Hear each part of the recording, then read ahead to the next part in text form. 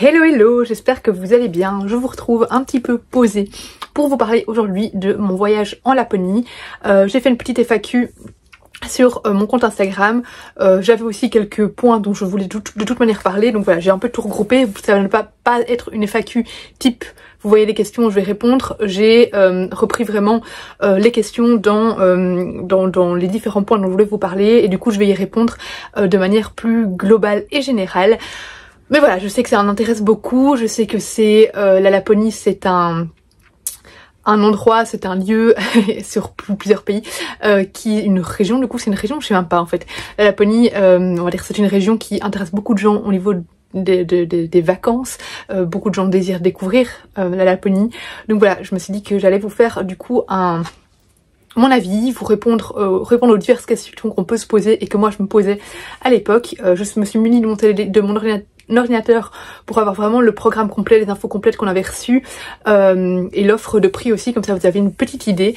Voilà, si vous entendez du bruit, il y a le séchoir dans la pièce à côté, donc c'est possible que ça fasse un peu du bruit par moment. Alors commençons par le commencement. La Laponie, pourquoi on a fait ce voyage? Si vous avez suivi, on s'est mariés en août et on voulait faire forcément un voyage de noces. Sauf que à la base on avait comme idée le Japon, mais en fait si on va au Japon, ça allait être un voyage de minimum 2 semaines et demie, 3 semaines, et un voyage de noces ça se fait pas avec l'enfant. Enfin pour nous en tout cas, on voulait pas le faire avec Enzo. Désolée Enzo. Et 3 semaines c'est trop. Voilà. Donc on s'est focalisé sur un autre voyage qui est plus court, qui reste quand même onéreux, où c'est voilà, un voyage qu'on ne s'offre pas comme ça toutes les 3 semaines.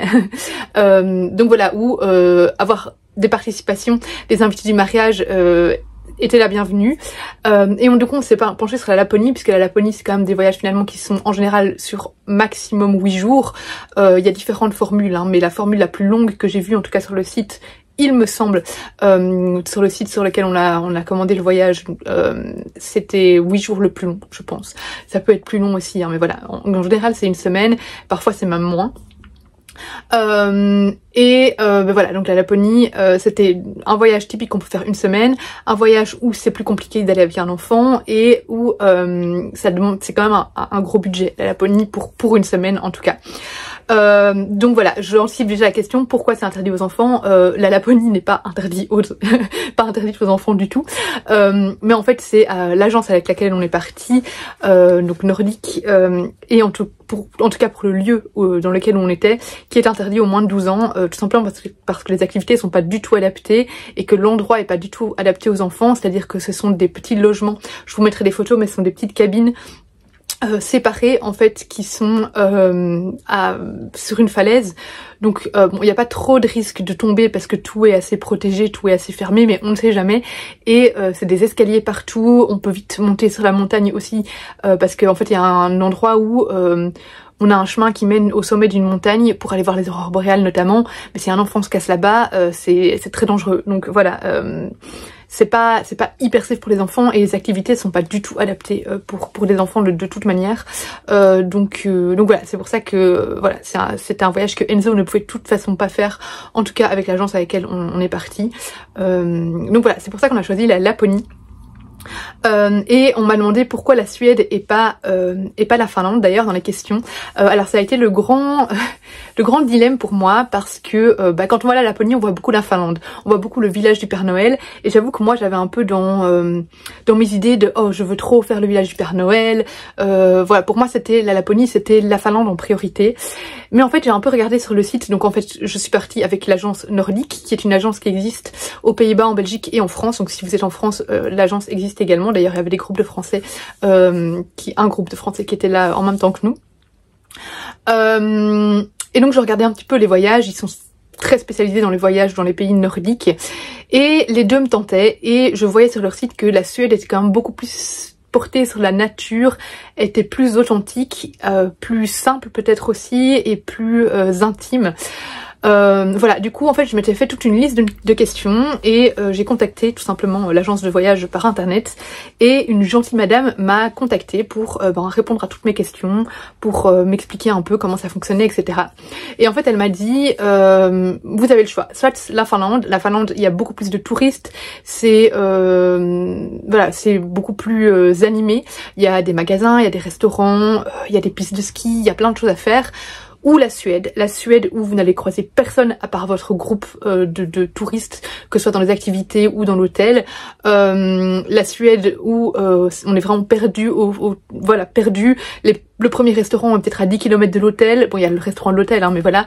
Voilà, il n'y a pas grand chose à faire, il n'y a pas vraiment de magasin à part les petits souvenirs shops qui est à gauche à droite. Mais voilà, la Suède est beaucoup plus, on va dire, perdue dans ces étendues blanches de Laponie. Et du coup elle a vraiment ce côté très intime, très tranquille qu'on retrouve, elle m'a dit, un petit peu moins en Finlande. Et par rapport au village du Père Noël, elle m'a dit, et j'avoue que les guides sur place m'ont dit pareil, que personnellement elle trouvait que c'était un Disneyland low cost, que c'était vraiment c'était un truc beaucoup trop touristique et où il y a quand même pas mal de gens qui en ressortent déçus. Donc ça c'est un facteur que j'ai pris en compte. J'ai encore hésité longtemps d'ailleurs à aller ou pas au village du Père Noël, et puis finalement sur place j'en ai parlé aux guides qui m'ont l'ont déconseillé en fait, et du coup j'ai décidé de pas faire ça. En fait j'avais tellement peur, j'étais tellement bien en Laponie suédoise, dans le calme, dans la tranquillité, dans la nature, que j'avais peur de casser sous cet état d'esprit zen que j'avais développé là-bas en allant, parce qu'il y a la possibilité d'aller au village du Père Noël en étant en Laponie suédoise en fonction de là où vous êtes. Nous c'était possible, mais j'avais peur d'aller me générer un état d'angoisse et d'anxiété en allant au village du Père Noël, sachant qu'il y a beaucoup de touristes, etc. Et que moi, les lieux très touristiques, ça a tendance à vraiment me créer de l'énervement, de l'agacement, parce que les touristes c'est souvent très irrespectueux, hein, quand c'est du tourisme de masse. Et voilà, du coup j'ai décidé de pas le faire, je le ferai peut-être un jour, mais là j'avais pas envie, pas dans ce contexte-là, peut-être que je le ferai un jour avec Enzo. Mais voilà, bref, on divague. Donc c'est pour ça que j'ai choisi la Laponie suédoise. Mais n'hésitez pas à, si vous passez par l'agence nordique comme moi, à les appeler, à leur poser des questions et à savoir ce que vous cherchez en fait au niveau du voyage, tout simplement. Je vous parlerai un petit peu plus des excursions, les prix des excursions et tout plus tard. Mais donc voilà, ça c'était pour pourquoi ce voyage, pourquoi la Suède. Je pense que je n'ai pas d'autre chose à dire sur ça. Ensuite, le choix de l'agence et de l'hôtel, le choix de l'agence j'ai trouvé assez vite en fait. J'avais cherché sur internet et Nordique c'était un peu le site qui ressortait le plus, et c'est le site qui m'avait le plus parlé parce que c'était le plus intuitif pour moi, le plus beau. Enfin voilà, il y a beaucoup de marketing derrière évidemment. J'avais trouvé pas mal d'infos, pas mal de choses qui me correspondaient. Donc voilà, c'est pour ça que j'ai choisi l'agence Nordique. On peut passer ou pas par agence. Si on passe pas par agence, c'est forcément moins cher. Mais je sais que par exemple mon hôtel travaille en hiver en partenariat avec Nordique, et donc Nordique, il y a moyen d'avoir des chambres dans cet hôtel là, enfin des cabines dans cet hôtel là en dehors de Nordique, mais c'est plus compliqué, il y a moins de possibilités. Donc voilà, bref, donc cette agence là on l'a choisie, et je dois dire que le contact s'est très bien passé avec la dame qui nous a appelé, et puis tout était assez fluide au niveau des documents. On a toute une page de réservation avec toutes les infos, tous les documents qui sont chargés petit à petit, etc. Donc j'ai trouvé l'organisation et le site assez bien fait. Et alors le choix de l'hôtel, en fait c'est tout simplement la dame qui nous a proposé cet hôtel-là, en nous disant que c'était un hôtel qui était... En fait ça marchait comment? En gros il y a le complexe hôtelier où il n'y a pas de chambre. C'est vraiment, en fait on a la réception, on a un petit magasin de souvenirs, et alors on a le restaurant, et puis on a un sauna hammam, et en fait tout autour de ça, petit à petit, on monte avec des escaliers et on a des petites cabines qui sont un peu comme des tiny house. La plupart sont pour 2 personnes. Je sais qu'il y a quelques cabines familiales pour 4 personnes, mais je ne sais pas du tout combien il y en a au total de familiales par rapport aux cabines de couple. Mais je sais qu'au total, je pense qu'il y a 30 cabines. Donc voilà, au maximum dans l'hôtel, il y a une 60aine, voire 70 touristes en même temps, donc c'est finalement toujours assez restreint, et c'est ça qui est très appréciable.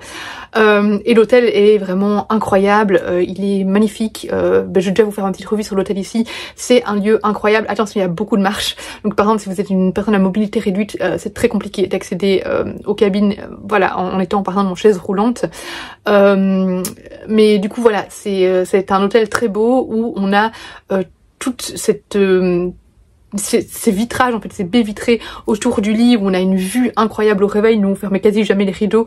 De toute façon, la nuit, en fait, c'était opaque, donc quand il faisait noir dans la cabine, les gens pouvaient pas voir à travers, donc la nuit on laissait les rideaux ouverts, par contre quand la lumière est allumée on voit. Mais voilà, on est assez espacé, donc on voit pas trop dans les cabines des autres gens. Et alors l'hôtel était, mais c'était dingue, le personnel incroyable, très accueillant, ils parlent vraiment de toutes les langues, on parle aussi bien français que néerlandais, voilà, il y a vraiment enfin que des personnes extrêmement gentilles, anglais aussi évidemment. Le restaurant, c'était tellement bon, c'était succulent. Moi qui suis végétarienne, j'ai toujours peur des plats végétariens dans ce genre d'endroit, et j'ai jamais aussi bien mangé végétarien de ma vie, c'était trop bon. Donc il y a vraiment des options végétariennes, des options en fonction des allergies, etc. Le cuisinier est impressionnant, vraiment c'était trop bon, j'ai trop bien mangé. C'était un hôtel absolument parfait que je conseille vivement. Donc voilà, au niveau du choix de l'agence et des lieux, c'est comme ça que ça s'est passé. Et alors au niveau des tarifs, je vais vous lire ça maintenant. Je vais ouvrir l'offre qu'on avait eue. On a payé donc pour 8 jours au Lapland View Lodge, donc en janvier. Ah oui, d'ailleurs je vais vous dire après pourquoi, en fait c'est dans mes trucs, pourquoi cette période-là. Je vais vous lire le descriptif d'ailleurs que j'ai reçu. Au cours de ce voyage, vous séjournerez 8 jours dans ce havre de sérénité et prendrez part à des activités typiquement laponnes, balades en traîneau, randonnées en raquettes et promenades avec les huskies. Vous participerez également à une spectaculaire chasse aux aurores boréales en motoneige. Vous pourrez par ailleurs utiliser le matériel, raquettes et skis de fond mis gratuitement à votre disposition pour découvrir la magnifique nature lapone de votre côté également. Niché dans le village de Lupio en Suède, à la frontière avec la Laponie finlandaise, le Lapland View Lodge vous charmera avec ses chalets en bois dotés de grandes baies vitrées disséminées sur une colline et se fondant parfaitement dans la nature. L'extraordinaire panorama est un atout indéniable de ce lodge. Vous logerez dans votre propre cabine double et pour les repas en pension complète, c'est l'office pension complète quand vous allez dans cet hôtel là, parce que je vous dis il n'y a pas de restaurant et tout aux alentours, donc à moins d'aller chasser vous-même les petites bêtes que vous pourrez peut-être trouver, vous pourrez vous rendre dans le bâtiment du restaurant d'où vous aurez une vue imprenable sur les environs. Bienvenue au cœur de la Laponie. Et donc au niveau du prix, on a payé. Alors, au total, pour nous deux, avec vol compris, donc c'est vol, hôtel, pension complète aussi, c'est important, on a payé pour 8 jours 5766 €, sachant qu'on a pris en plus, on a pris le chalet double premium, donc c'était un petit supplément en plus de je ne sais plus combien d'euros, c'est même pas écrit en fait, mais c'était pas grand chose en plus, parce que je crois qu'elle m'avait envoyé les prix, mais je ne trouve plus. Il me semble qu'elle avait envoyé le supplément, mais le supplément était vraiment pas abusé. Et moi, je vous conseille le premium parce qu'en fait, déjà, il vous mène les valises. Il vous amène les valises dans votre chalet et franchement le premium en plus vous êtes plus haut en fait au niveau des chalets pour avoir une meilleure vue, mais du coup transporter les valises tout en haut c'est chiant parce que je vous dis il y a beaucoup d'escaliers, mais alors en plus vers la fin tout était verglacé et on voyait les gens galérer à descendre leurs valises dans les escaliers. J'étais bien contente que les valises soient prises en charge par l'hôtel pour nous. Et alors pour le premium on avait aussi, en arrivant on avait une bouteille de cava, on avait peignoir et pantoufles, on avait un accès illimité au sauna hammam, pas au sauna hammam, au sauna et jacuzzi, donc à l'espace thermal en fait, alors que si on n'avait pas cet accès illimité, il me semble que c'est 25 € plus ou moins l'entrée. Enfin on a droit, les gens qui sont pas premium ont droit à un accès gratuit et puis à chaque fois c'est 25 € en plus. Et voilà, je crois que c'était tout au niveau des avantages. Je regarde s'il te disait quelque chose d'autre, mais je ne pense pas. Non, je ne vois plus où est-ce qu'il s'était écrit exactement ce qui était dans le premium, mais il me semble que c'était ça de toute façon globalement. Donc voilà, 5766 € pour une semaine, c'est pas donné, voilà, donc comme ça vous avez une idée du prix. Donc voilà, c'est au niveau des tarifs, sachant que là-dedans sont inclus aussi des activités pour presque tous les jours, donc ça explique aussi le prix, c'est pension complète, c'est avion, c'est le logement et c'est les activités comprises, mais je vous en parlerai plus tard. Au niveau des périodes, alors je lui ai demandé et elle m'a expliqué, donc je voulais forcément partir en hiver, entre janvier et mars. Et alors ce qu'elle m'a dit, c'est que, je dis forcément en hiver, mais j'aimerais bien une fois découvrir en été aussi. Mais on voulait commencer avec l'hiver pour avoir vraiment l'image de la Laponie froide, sous la neige, etc. Et alors elle m'a dit en janvier, c'est là où il y a le moins de lumière, donc en gros le soleil commence à se lever un peu avant 8 heures, mais le lever de soleil est hyper long, et commence à se coucher vers 14 heures, mais par contre le coucher de soleil est hyper long aussi en fait. D'ailleurs c'est très beau à voir, donc c'est pas à 14 heures tout d'un coup il fait nuit, ça prend un petit peu de temps, mais donc voilà, ça commence quand même à se coucher et commence à faire sombre vers 14 heures. Mais par contre en janvier c'est là où il y a le plus de chances d'avoir plein de neige sur les arbres. Février on commence à avoir un petit peu plus de lumière, le soleil se couche un petit peu plus tard, il y a toujours de la neige mais un petit peu moins, et alors mars elle m'a dit là on a des journées voilà jusque 16 heures, voire un peu plus au niveau de la lumière, mais par contre sur les arbres par exemple il y a toujours de la neige, mais par exemple sur les arbres il n'y a plus de neige, de manière générale quoi. Voilà, ça peut être exceptionnel qu'il y ait beaucoup plus de neige ou quoi, mais voilà, normalement c'était comme ça. Et du coup moi je dis bah moi je veux partir en janvier parce que je veux avoir le maximum de neige, et du coup c'est pour ça qu'on a choisi cette période là. Au niveau de la météo, alors en Laponie forcément il fait froid, on s'attendait à avoir des moins 20, et finalement on a eu de la chance entre guillemets, c'est que en fait on a eu le jour où on est arrivé il faisait moins 17, là par contre j'ai directement senti quand je respirais, en fait j'avais pas tellement froid aux mains etc, mais quand je respirais ça me brûlait dans les narines. Et donc voilà, là j'ai senti, voilà, le premier jour on est arrivé, le lendemain on avait moins 6, par contre les autres jours c'est monté entre moins 2 et 2 degrés, donc il faisait plus chaud que la moyenne, sachant qu'en plus la semaine précédente il avait fait moins 35 degrés, et donc j'étais bien contente de pas tomber sur une semaine avec moins 35 degrés. Maintenant je dis chance entre guillemets, c'est parce que du coup quand on est arrivé on avait full neige, on avait, heureusement je suis contente d'avoir vu ça, hein. On avait vraiment de la neige jusqu'au sommet des arbres, sauf que forcément avec les températures qui montent, à partir du mercredi la neige a commencé un petit peu à fondre, alors pas au sol on avait quand même toujours beaucoup de neige, mais par exemple sur les arbres à la fin du séjour il y avait plus de neige, donc voilà c'était un peu, on perdait un peu du charme, même si voilà, déjà j'avais eu les premiers jours toute cette neige donc c'était déjà incroyable, et c'était toujours aussi magnifique même avec un petit peu moins de neige, donc voilà c'est juste que voilà forcément quand il fait un peu plus chaud on a un peu moins de neige, même si on a eu une tempête de neige un jour où on était sur la motoneige, ça n'a pas suffi pour vraiment récupérer la neige du début. Donc voilà au niveau de la météo, mais du coup forcément il peut faire très froid, ce qui demande un équipement très particulier.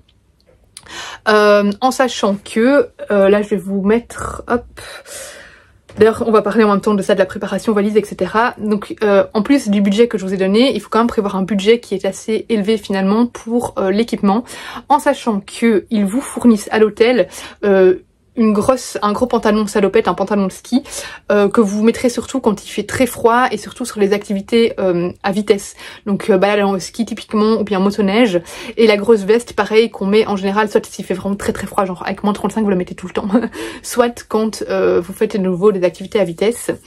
Ils vous prêtent des moufles, mais moi je les ai jamais mises, je les trouve beaucoup trop grandes, pas du tout pratiques, surtout que moi je voulais filmer, et bref je les trouvais pas bien du tout, donc ça je les ai jamais prises. J'avais pris heureusement ma paire de moufles.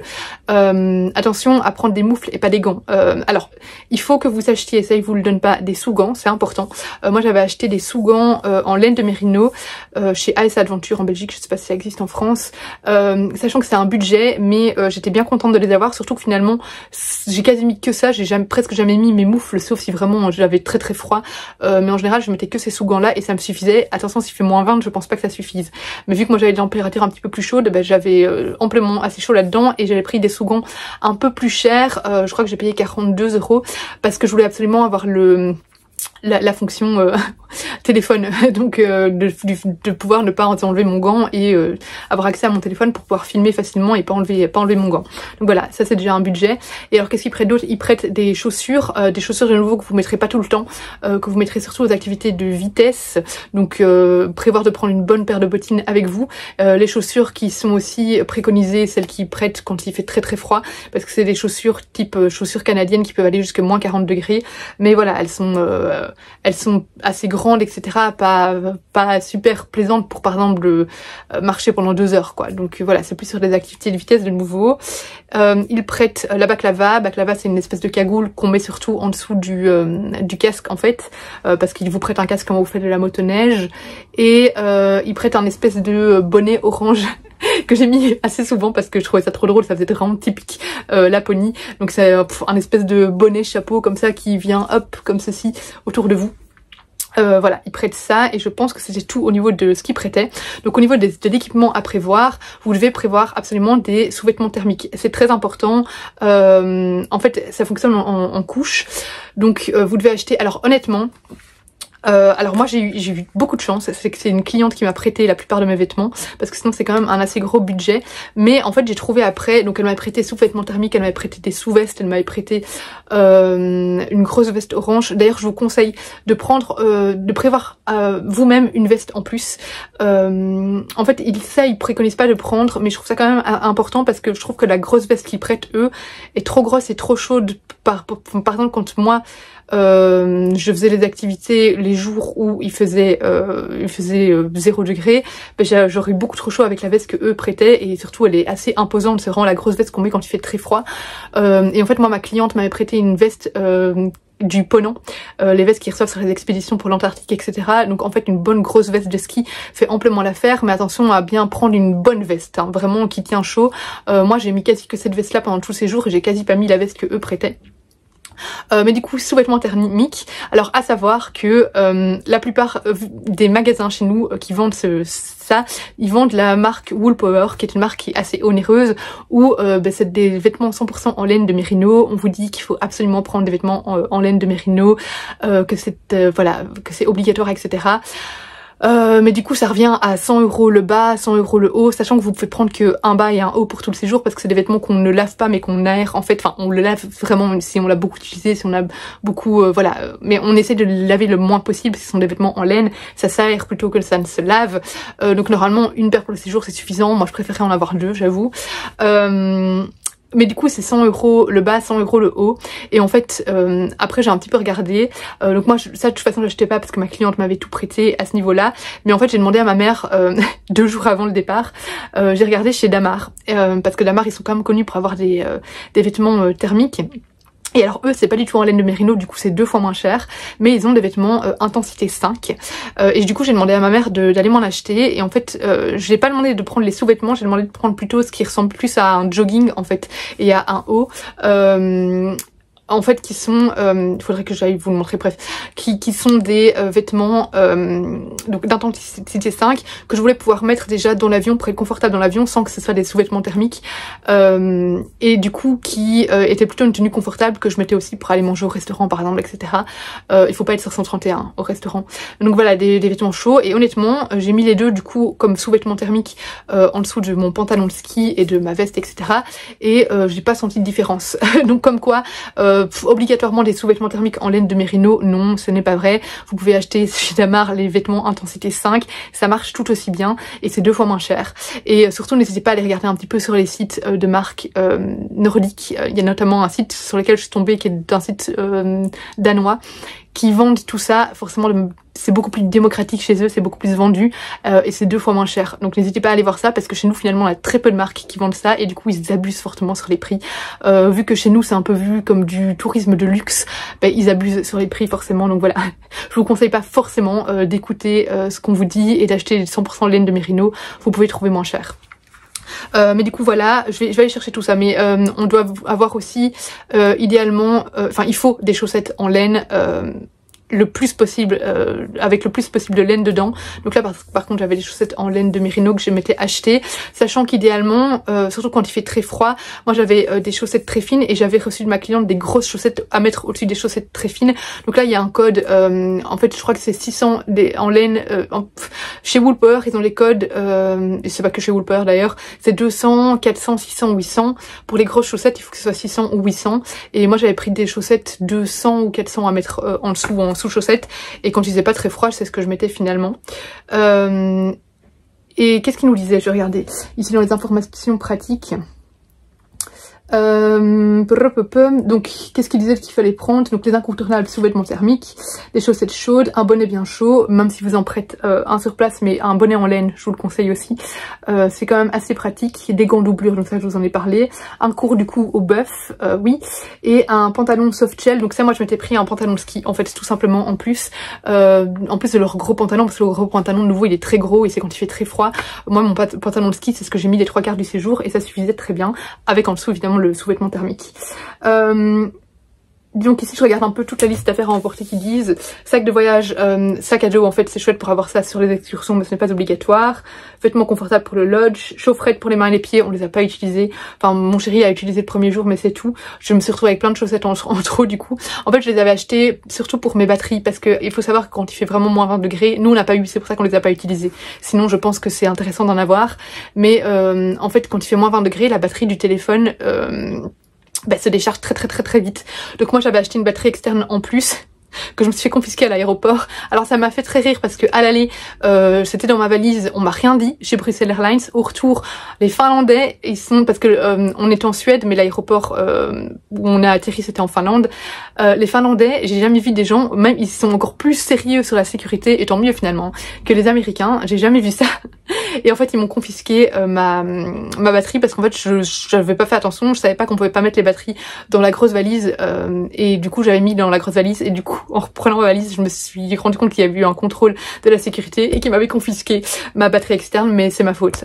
C'était à moi de le savoir. En plus ils m'ont demandé la question mais j'étais tellement dans le rush au retour que j'ai dit non il y a rien dans ma valise et j'étais voilà, parce qu'en fait c'était très, moi j'aime bien être à l'aéroport vraiment à temps et ils nous ont déposé à l'aéroport 45 minutes, bon finalement il y a eu du retard dans le vol mais 45 minutes avant le vol, donc moi j'étais dans le rush, j'étais en mode oh dépêche-toi et du coup quand la dame à l'aéroport m'a dit est-ce que vous avez les batteries dans votre valise, j'ai dit non il y a rien, mais en fait si, mais voilà du coup je me la suis fait confisquer, c'est pas grave, on s'en fout, ça n'est que du matériel. Donc voilà, je vous conseille d'avoir une batterie externe. Moi je l'ai pas du tout utilisée mais c'est parce qu'on a eu du bol au niveau des températures. S'il fait moins 20 et que vous voulez filmer avec votre téléphone ou votre caméra, je vous conseille d'avoir une batterie externe en plus et je vous conseille d'avoir des chaufferettes pour les garder au chaud dans votre sac à dos en fait. Qu'est-ce qu'ils disent? Lampe frontale, si vous en avez pas, ils en prêtent sur place. Pantoufles, bon, on s'en fout, lunettes de soleil ou masque de ski. Très important d'avoir une paire de lunettes ou un masque de ski. Moi j'ai mis mon masque, j'ai mis une fois mes lunettes, mais voilà, en fait quand il y a beaucoup de luminosité ça se fait vite mal aux yeux. À savoir qu'il déconseille de prendre des lunettes de vue, il conseille de mettre des lentilles si vous avez des lunettes de vue parce qu'en fait quand il fait très froid les lunettes peuvent apparemment geler, je sais plus est-ce que c'était écrit ça. Vous portez des lunettes ou des lentilles de contact, préférez plutôt lors des activités les lentilles de contact. Les lunettes, elles, sont susceptibles de geler.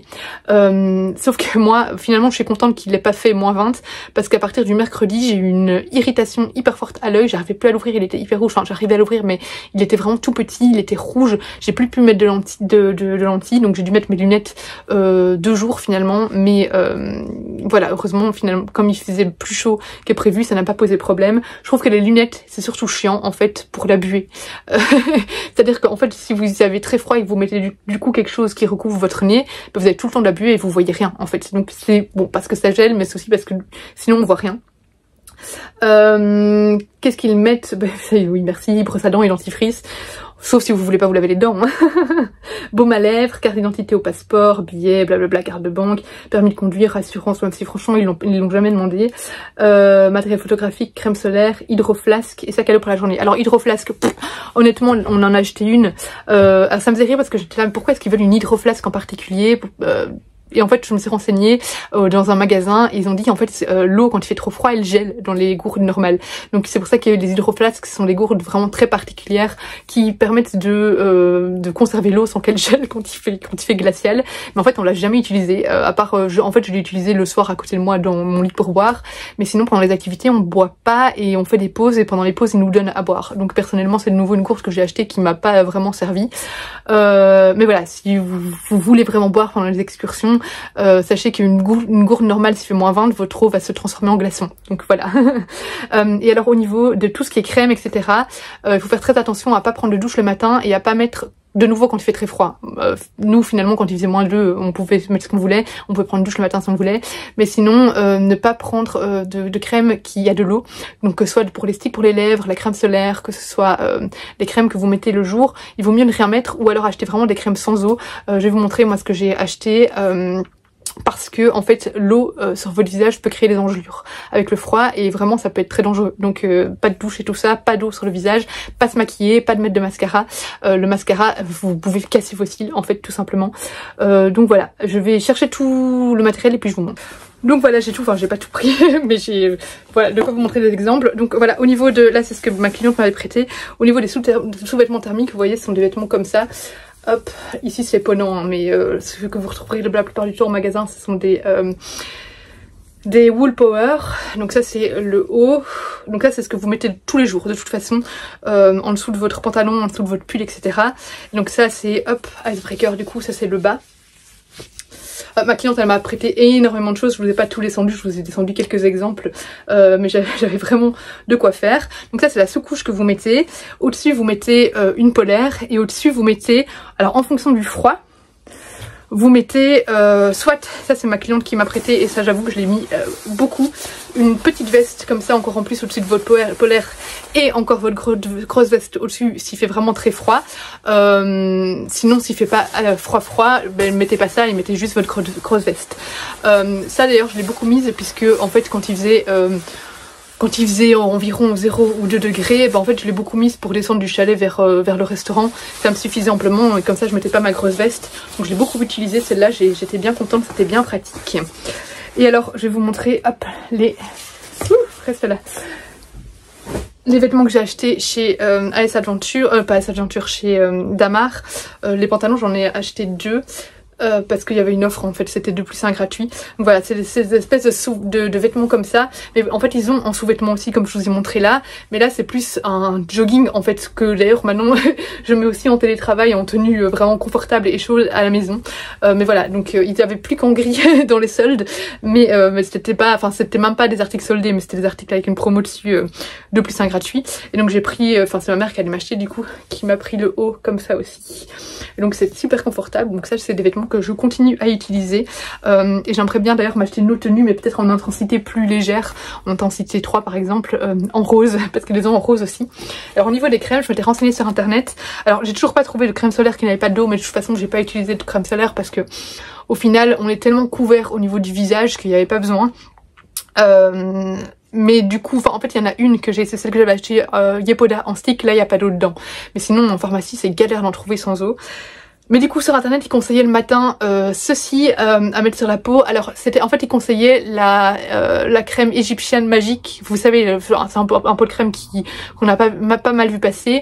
Et alors il y avait un équivalent vers une autre marque, Bellifleur, je crois que c'est ça, mais il n'y avait pas ça chez moi, en tout cas pas dans la pharmacie où je suis allée. Et du coup en troisième crème ils conseillaient l'Aquaphor, où il y a en effet pas d'eau dedans, et donc c'est un baume réparateur. Donc moi je mettais ça le matin avant de partir et il n'y a pas d'eau, et en plus moi qui ai la peau qui sèche très fort, je voulais vraiment avoir des crèmes le matin et le soir qui pouvaient vraiment réconforter ma peau, et ma peau n'a pas du tout été sèche de tout le séjour, elle n'a pas du tout pelé alors que je pèle très facilement. Donc voilà, c'était parfait la combinaison. Donc ça c'était pour le matin. Et pour le soir je mettais la cold cream, donc ça c'est pas une crème, là je crois qu'il y a de l'eau dedans, hein, donc ça c'est pas une crème à mettre le matin avant de partir, c'est vraiment une crème réconfortante en fait pour soulager votre peau qui a subi le froid toute la journée parce qu'on reste quand même pas mal dehors le soir. Donc voilà, et alors j'avais acheté pour mes lèvres la version lèvres du coup de Aquaphor qui n'a pas d'eau non plus, donc c'est le baume préparateur de lèvres SOS que je mettais aussi tous les matins avant de partir. Alors au niveau préparation de la liste, voilà. Au niveau des activités, alors en fait avec Nordique, quand on part, il y a toute une série d'activités. En fait il y a plusieurs formules, et dans les formules, selon la formule que vous choisissez, il y a des activités, plus ou moins d'activités en fait, qui sont inclus dans le prix. Donc voilà, les activités, on avait un descriptif par jour d'activité, en sachant qu'en arrivant sur place, il faut que vous alliez à la réception et que vous regardiez vraiment votre programme d'activité, parce que nous par exemple, on avait toujours les mêmes activités, mais elles avaient été déplacées en fonction des jours, enfin voilà, c'était plus exactement les jours donnés par l'agence, ce qui n'est absolument pas grave. Et donc voilà, on avait toute une série d'activités comprises dans le prix, je vais vous les décrire juste après, et il y a moyen sur place d'ajouter des activités en plus, sachant que c'est pas donné des activités en plus, donc voilà, nous on a rajouté comme activité les rennes, je pense qu'on arrive à 200 € pour tous les deux pour les rennes, donc c'est une matinée où on va en motoneige jusqu'à un élevage de rennes où il y a un sami en fait qui élève ces rennes en pleine nature, hein, ils sont lâchés en pleine nature. Donc ça je crois qu'on en avait pour plus ou moins 100 € par personne. On a ajouté comme activité aussi une visite du village, enfin il s'appelle ça une ville mais franchement c'est plus un village, qui était à 10 km de l'hôtel pour voir un petit peu en fait comment vivent les Suédois. On est allé jusqu'au pôle Arctique aussi pour voir le pôle Arctique, et on a visité aussi 2 églises. Voilà, c'était pour un peu plus une activité culturelle. Là c'était moins cher, c'était 50 € par personne je pense, parce que c'était la première fois qu'ils faisaient ça, donc ils faisaient ça un peu pour tester en fait. Je crois qu'ils allaient augmenter par après. Et son activité, ajouter une autre activité, je pense que c'est tout. Il y avait d'autres activités qui me tentaient, alors notamment il y avait un atelier plus pour créer sa propre, comment ils appellent ça encore ? Je sais plus le nom, mais c'est pour faire ces espèces de tasses en bois Sami. Je voulais la faire, mais Bruno ça l'intéressait pas, et finalement je crois ça lui aurait plu, parce qu'en fait c'est une matinée qu'on passe auprès d'un Sami qui certes nous apprend voilà à faire cette tasse, etc. Mais en fait on apprend beaucoup de choses sur la culture Sami avec lui, et ça va être hyper intéressant quand on a eu le retour des gens qui l'ont fait.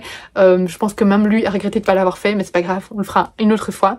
Qu'est-ce qu'il y a comme activité en plus? En fait vous pouvez activer toutes les activités qui nous étaient dans le programme sont aussi possible en activité supplémentaire, donc si vous voulez le faire une deuxième fois ou si c'est pas dans votre programme d'activité, vous pouvez ajouter ces activités là en plus. Voilà, ah oui, et l'autre activité où j'avais donc hésité de faire, c'était le village du Père Noël, mais voilà, je vous ai dit pourquoi je l'ai pas fait, et surtout je trouvais ça assez cher, parce que donc le village du Père Noël était seulement à 100 km, donc c'est en Finlande le village du Père Noël, mais on était en Suède, mais on était à même pas, je crois que la frontière avec la Suède c'était moins de 5 km quoi, donc avec la Finlande pardon. Et le village du Père Noël était à 100 km, donc ils organisaient un voyage d'une journée dans le village du Père Noël, mais en sachant que c'était quand même 70 € l'excursion, à savoir que sur place tout est payant, donc c'est 70 € l'excursion, et sur place vous devez payer tous les trucs en plus, voilà, toutes les petites activités et tout que vous voulez faire en plus.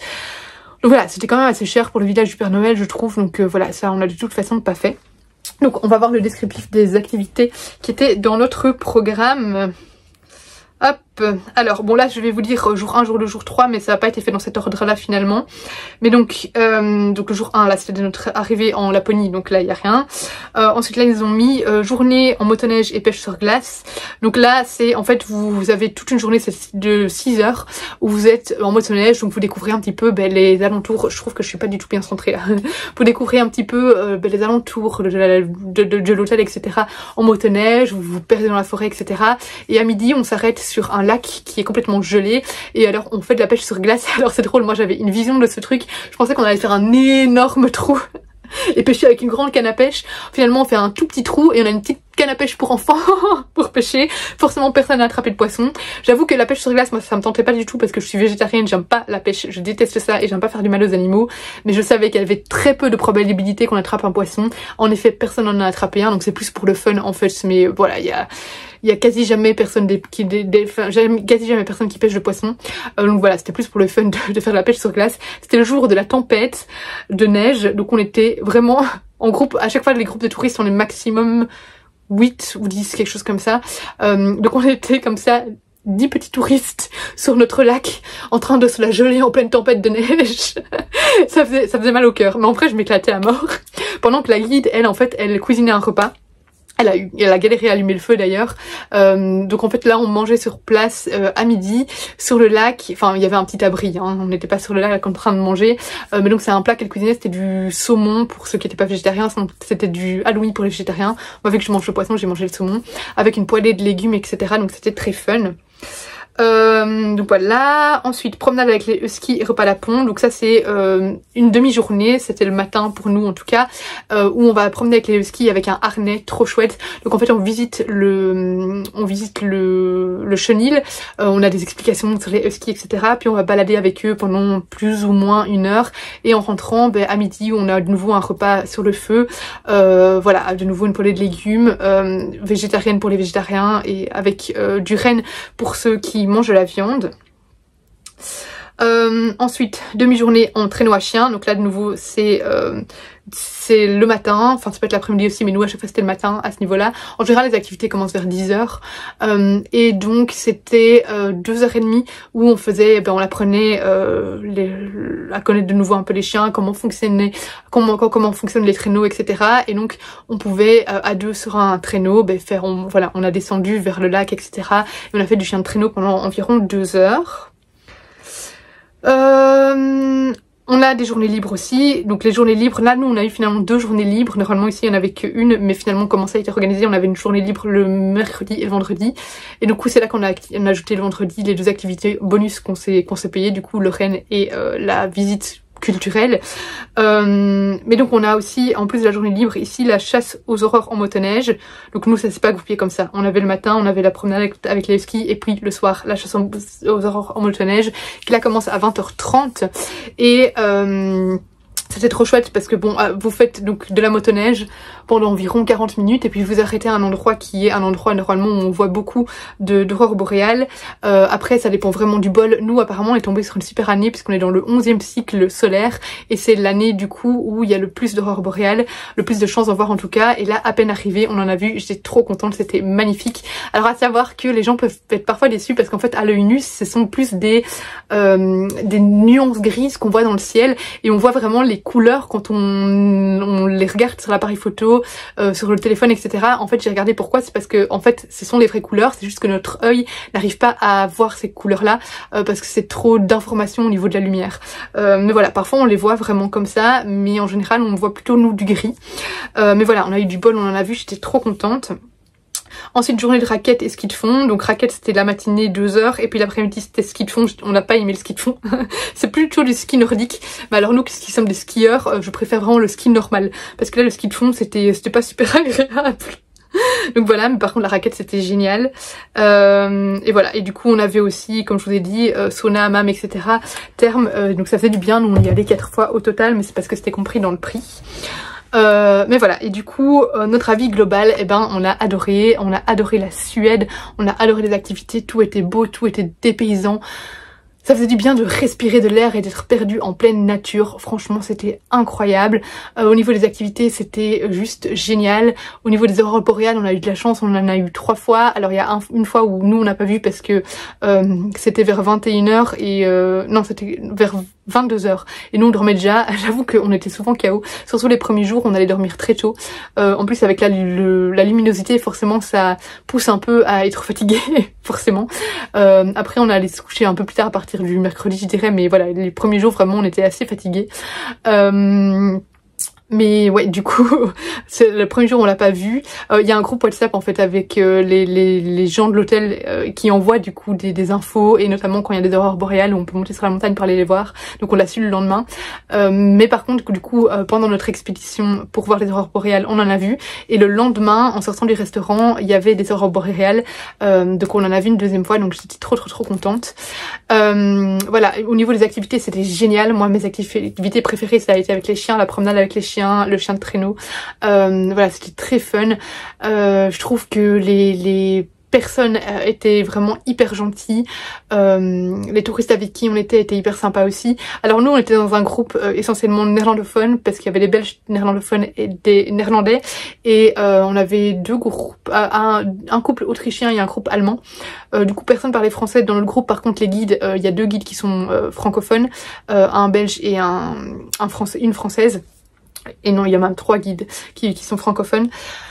Du coup, ils savaient parler français avec nous si jamais vous galérez vraiment avec l'anglais, mais sinon du coup nous tout se faisait en anglais. Par contre, je sais qu'il y avait un groupe de français vraiment qui venait de Nordic France, où avec eux pour eux tout était en français. On a été pendant l'activité qu'on a ajoutée du coup avec les reines, on était que avec les français. Du coup là, on a eu toute l'activité en français forcément. Mais voilà, c'était très chouette. Je trouvais que les touristes étaient tous relativement respectueux. Après, bon, il y a eu par exemple surtout le dernier jour, on était allé dans le jacuzzi. Donc c'est un espace forcément dans le jacuzzi, dans le sauna, on a envie un peu de se détendre, d'être tranquille, etc. Et on a eu une fois un groupe qui était insupportable, qui a demandé à mettre la musique fort, etc. et qui se croyait vraiment seul. Mais voilà, sinon globalement tout le monde était hyper gentil, hyper respectueux. C'était très cocooning, très intime. J'ai adoré ce voyage, c'est mon voyage préféré pour le moment de tout ce que j'ai pu faire pour le moment. Et je trouve que c'est un voyage à faire au moins une fois dans sa vie si vous pouvez le faire, parce que voilà, c'était vraiment dingue. Et voilà, je crois que j'ai parlé de tout ce que je voulais parler. Je suis sûre qu'il y a des trucs qui vont me revenir après, je me dirai ah mince, j'aurais dû parler de ça. Mais bref, n'hésitez pas de toute façon, si vous voulez encore des retours, si vous avez encore des questions, à les poser en commentaire ou à me contacter sur Instagram, je vous y répondrai avec plaisir. J'espère que cette vidéo vous aura plu, qu'elle aura pu en aider certains, répondre à certaines de vos questions. N'hésitez pas comme toujours à liker la vidéo, à la partager, à laisser un pouce vers le haut, mais la liker c'est la même chose, à vous abonner si ce n'est pas encore le cas et à laisser un petit commentaire. Je vous fais des gros bisous et je vous dis à bientôt pour une prochaine vidéo.